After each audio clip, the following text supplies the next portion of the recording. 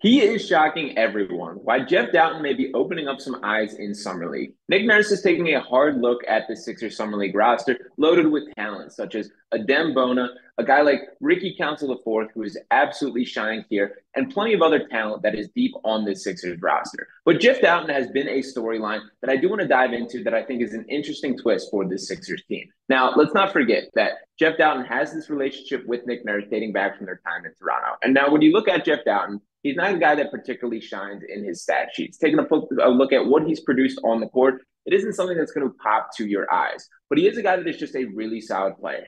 He knows how to play basketball, that you can trust him in situations to just make the right read, make the right decisions. And I do think that's what stands out to Nick Nurse in his eyes. Now, when looking at Summer League and the impact that he's made, he has stood out in a statistical standpoint in a way that we have not seen at the NBA level. When looking at his stats from yesterday, you can see the production here. We're talking about 8 points, 18 points, 8 assists, 5 rebounds there. A guy who's done it in a lot of ways here. And this is with some stiff competition on the Sixers Summer League team. We're talking about guys like Romeo Langford, RJ Hampton, Jared McCain, Ricky Council IV, Justin Edwards. There's a lot of talent on this team compared to the average NBA Summer League team. And obviously, we're seeing the production that just yesterday, they did take down the Detroit Pistons in the opening matchup here in Las Vegas. Out here staying, taking things in person. So had a chance to take this game in. Also got a chance to talk to Jared McCain following the game. So stay posted for that video dropping tomorrow.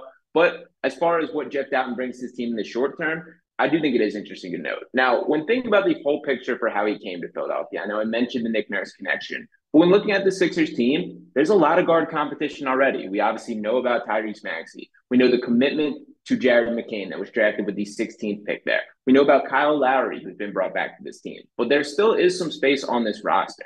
Now, when thinking about Jeff Dowtin's situation specifically, it's interesting to me because they already declined his player option that he did have, or team option, I'm sorry. So he had the option on the table. The Sixers already declined that. And the reason that that was surprising is because there was still plenty of time until they had to make that decision. Now, this could have been out of respect to Dowtin if they did want to open things up for a better opportunity for more playing time, if the agent thought they could get a couple nibbles from other NBA teams there.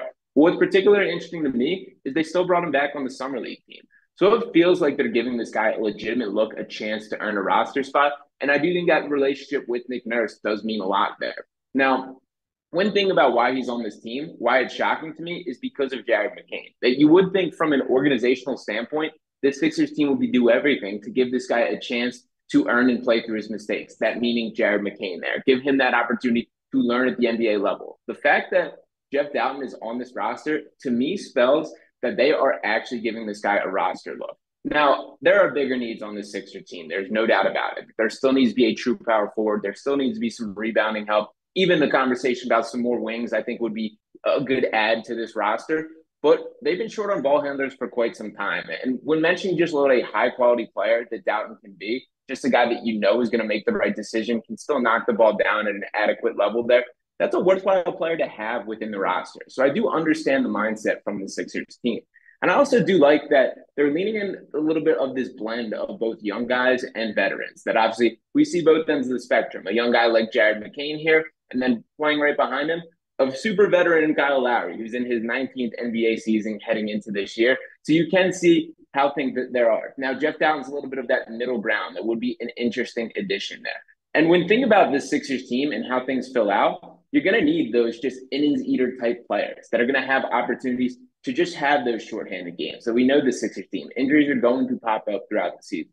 So can Jeff Dowtin be a guy that steps in and fills minutes for the Sixers team? He is a guy that understands the Nick Nurse system. Same with Kyle Lowry there. So I do think there's a little bit to that. So my honest expectation is at this point, unless a better player comes along to fill out the bottom of the roster, there's still about 4 roster spots available for the Sixers team.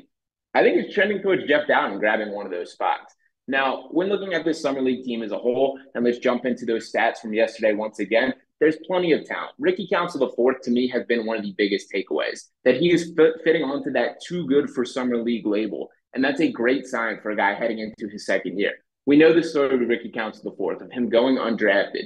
He's been a guy who shined at the G League level, and he looks ready to make a real impact in this Sixers rotation. This is a guy who, his commitment, his determination, there's like an effort level that he plays with, which is just really infectious to a team. You can see the way that everyone on this Sixers team has referred to him as the battery pack of their Summer League roster. So that is a guy who we're seeing take these next steps, and a guy that I think has leaped from a fun, intriguing young player to a guy that is ready to contribute to this Sixers team. So for Ricky Council the fourth, I think he has been the biggest winner of Summer League so far. And there's other guys that have made their case as well. Keeb Aluma standing out yesterday, 19 points, 8 rebounds there. He looks like he has that inside track on that third available two-way spot.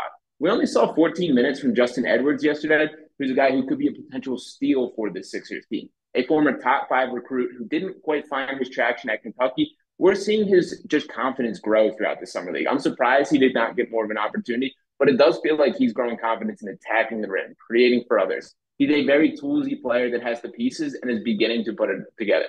Adem Bona is a guy who also has shined. That in the statistical standpoint, we're talking about 8 points, 7 rebounds, 5 blocks yesterday. This is the second time in Summer League that he has had 5 blocks in a game, and that is just nuts. And what stands out specifically about Bona is he's a guy that his work rate is just off the charts. He really does not have an off button. That there was a play in yesterday's game where he had a bad turnover at the top of the three-point line, led to a direct open layup, fast break down the other end. He ran in complete high gear to track him down, and while he did not get there for the block, that type of full-scale, pedal-to-the-metal effort level is something that is great to have on a team. And he's naturally going to get these comparisons to a guy like Paul Reed. What I like about Bona specifically in comparison is he plays within himself in a much more comfortable way. Paul Reed always had like this instinct to want to dribble between legs and cook a little bit more than he should. Bona is a guy who keeps the meat and potatoes of his game, that he sets screens, he catches lobs, and he blocks shots, and he can do a little bit more than that as well. So that was another excellent addition in the second round there. So another player that I do think is expected to get his standard NBA contract that has not officially been signed on the dotted line yet, but every report is indicating that that will be the case. So we're seeing the way that the Sixers team is adding this next generation of young talent.